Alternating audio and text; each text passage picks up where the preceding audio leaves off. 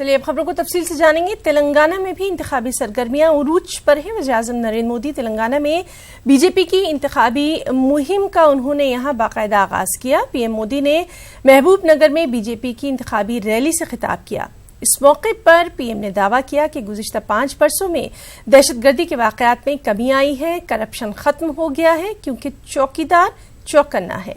उन्होंने यहां अपोजिशन को भी तनकीद का निशाना बनाया। बीजेपी तेलंगाना में ज्यादा से ज्यादा सीट लाने की कोशिश कर रही है, ये भी उन्होंने कहा। साथ ही 2004 के इंतखाबात में बीजेपी तेलंगाना से सिकंदराबाद की एक सीट पर कामयाबी हासिल कर चुकी थी। बीजेपी महबूबनगर लोकसभा सीट के लिए साबिक वजीर और कांग्रेस से बीजेपी में शामिल हुई खातून लीडर डीके अरुणा को अपना उम्मीदवार बना चुकी है।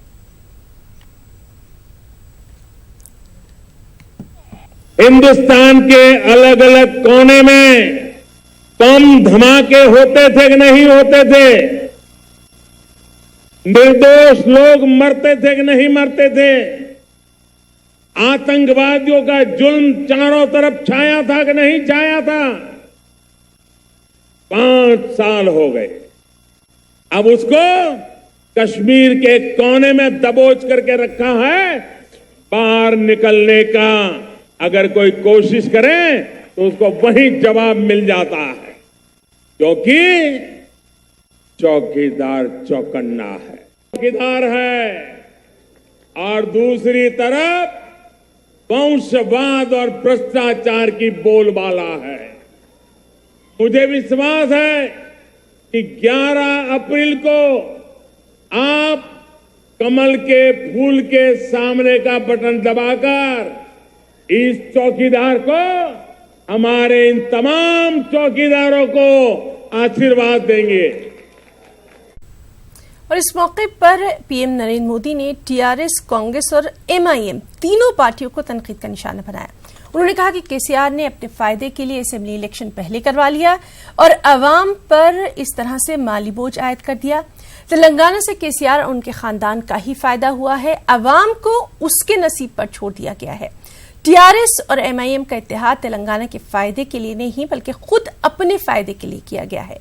और मुस्लिम और एसटी रिजर्वेशन को यहां पीएम ने आइन की खिलाफवर्जी भी करार दिया। पहले विधानसभा का चुनाव करवाया। अगर यही चुनाव इस लोकसभा के साथ कराते तो इतना सारा खर्चा जो तेलंगाना की जनता के सर पे पड़ा, अरबों खरबों का खर्चा हुआ, वो बच जाता कि नहीं बच जाता? दोनों चुनाव साथ होते कि नहीं होते?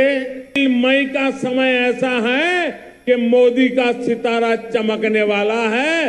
उससे बचने के लिए उन्होंने विधानसभा के चुनाव अलग कर दिए। ज्योतिषी की सलाह पर लंबे समय तक राज्य का काम ठप हो गया। मुझे बताइए, तेलंगाना का भविष्य तेलंगाना की जनता तय करेगी कि ज्योतिष तय करेगा? समर्पित जीवन जीने वाले लोग कैसे कांग्रेस को अलविदा कह रहे हैं? तमाम घोटालों की वजह से, सवालों से घिरी कांग्रेस जब देश के वीर जवानों के सामर्थ्य पर सवाल उठाती है, सबूत के बजाय सबूत की चिंता करती दिखती है, तो भी आप समझ सकते हैं कि कांग्रेस किस स्तर पर पहुंच गई है। महबूबनगर केसीआर के लिए तो बहुत भाग्यशाली रहा। तब तेलंगाना का निर्माण हुआ तो वो यहीं के सांसद थे।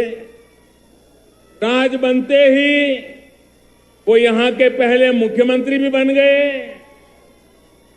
केसीआर के, उनके पूरे परिवार के मामा, भतीजा, चाचा, भांजा हर कोने में हर एक का भाग्य खुल गए। लेकिन महबूबनगर के मेरे प्यारे भाइयों बहनों, आपका भाग्य खुला क्या? नहीं भूल गए हैं? आपको अपने नसीब पर छोड़ दिया है कि नहीं छोड़ दिया है? अपने परिवार की राजनीति, अपने परिवार के लिए उन्होंने आपको भी नीचे उड्डी गिराया है कि नहीं गिराया है? टीआरएस और एमआईएम का गठबंधन तेलंगाना के फायदे के लिए नहीं, अपने फायदे के लिए किया गया है।